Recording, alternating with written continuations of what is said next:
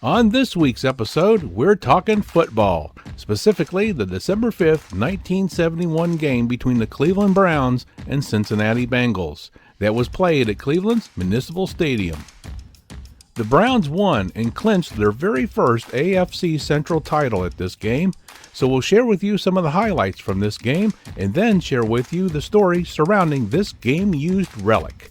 This will be a touchdown for sure, right here on History and Relics.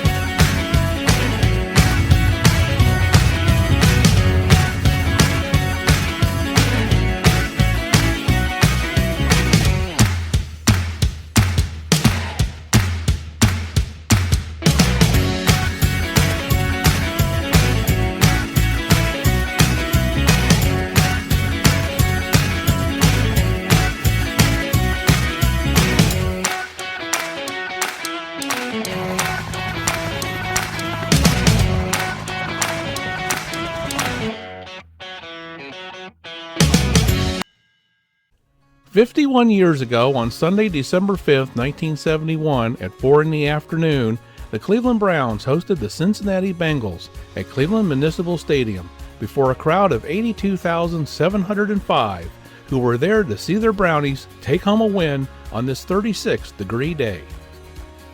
When the AFL and NFL merged before the 1970 season, Cleveland became part of the new American Football Conference, or AFC. For 1971, the Browns had a very good season heading into this December game. They had just won their prior two games, improving their record to 6-5, much better than the Bengals' 4-7. The Browns scored first when Leroy Kelly took Bill Nelson's handoff and rushed for a yard, scoring a touchdown. The Bengals' Horst Muhlmann returned fire with a 46-yard field goal, putting the Bengals on the board, followed by a touchdown by Doug Dressler, putting the Bengals ahead of the Browns 10-7 in the first quarter. The Bengals continued to dominate in the second quarter when Fred Willis got a touchdown and Muhlmann kicked another field goal from 24 yards, bringing the score to 20-7 Bengals. But late in the second, Fair Hooker caught a 39-yard pass, scoring for the Brownies and making it a 20-14 ballgame. Things were pretty dry during most of the third quarter, but the Browns' Frank Pitts scored a touchdown off of Bill Nelson's 53-yard pass. Now the playing field was starting to level up, with the score now being 20-21 Cleveland. But those Bengals bit back to take the lead in the fourth quarter when Essex Johnson rushed for 86 yards for another Bengal touchdown. The Browns' Don Cockcroft then took a 12-yard field goal to bring the score to 27-24 Bengals. But late in the fourth, it was Leroy Kelly once more who rushed a game-winning 4 yards for another Browns touchdown. The Cleveland Browns won the game 31-27 and swept the Bengals in the 1971 season series, with the Pittsburgh Steelers losing their game against the Houston Oilers 3-29. The Browns' win here over the Bengals allowed them to clinch their first AFC Central Title.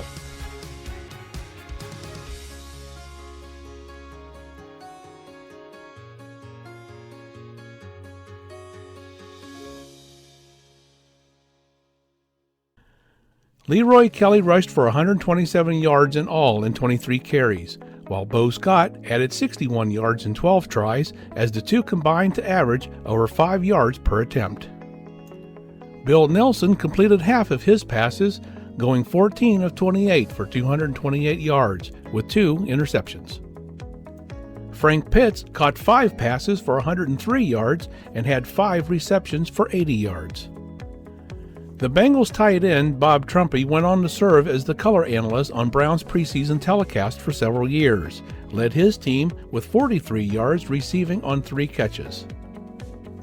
After clinching the AFC Central Title when they defeated the Bengals on December 5th, they went on to win their last 2 games of the season against the New Orleans Saints and Washington Redskins. The Cleveland Browns finished the 1971 regular season with a record of 9-5. The Bengals finished with 4-10. From there, the Browns were playoff bound, where they played against Johnny Unitas and the Baltimore Colts on December 26th. But it wasn't to be, as the Browns lost to the Colts with a score of 3-20. Unitas would go on to lock horns with Miami Dolphins' Bob Greasy in the conference championship game on January 2, 1972, but lost 21-0. Greasy then met head-on with Roger Staubach of the Dallas Cowboys in Super Bowl VI on January 16th. The Cowboys prevailed with a score of 24-3. And now we're going to showcase a game-used football that we recently acquired from its original owner, who attended this Browns-Bengals December 5th game. The gentleman we recently received this from was in their mid-teens at the time in 1971, when he, a friend, and his father were afforded an opportunity to attend this game by his father's business affiliations. Once they arrived, they were surprised even more when they were able to view the game from the Browns' dugout and sidelines. The teenage boys helped on the sidelines by collecting players' coats that were thrown down on the sidelines in between plays. A short time after the game is when the gentleman's father gave him this very football, which was given to him from an on-field sideline official. This is an authentic professional Wilson model football. The ball exhibits the Commissioner Pete Rozelle stampings along with Thorpe Sporting Goods, New York, as well as Eastern and Western Conference insignias on one panel and the Duke stamping on the opposite panel. Thorpe model balls were not available for sale to the public and are quite rare and desirable today. Now, some of you may have already deducted that this game ball predates 1971, and you would be correct. Per our research and help from both the Football Hall of Fame as well as the Wilson Company, this football dates to the 1968-1969 era. So, how could this have been obtained from a game that occurred in 1971? Well, since this ball came from an on-field sideline official, and knowing that the NFL was using a newly designed ball due to the merger that had occurred prior to this time, it's very plausible that these older era balls were still in excess, and since they shouldn't or couldn't be used in 1971, made them the perfect memento to give away. Now, while the laces have been replaced and a new bladder installed, these restoration tasks were carefully completed at the Wilson factory in Ada, Ohio. What an outstanding relic with an even greater provenance. Before we leave out, we want to touch upon Municipal Stadium for a minute. The stadium, which opened in 1931, was demolished, starting in 1996 through early 1997. The Cleveland Indians' last game here was in October 1993, as they moved to Jacobs Field. As for the most iconic piece of Old Muni Stadium, the Cleveland Indians' Chief Wahoo is still alive and well and preserved today at the Western Reserve Historical Society in Cleveland. As for the Cleveland Browns, their last game here was held on December 17, 1995, against, well, you guessed it, the Cincinnati Bengals. The Browns won that game too, 26-10.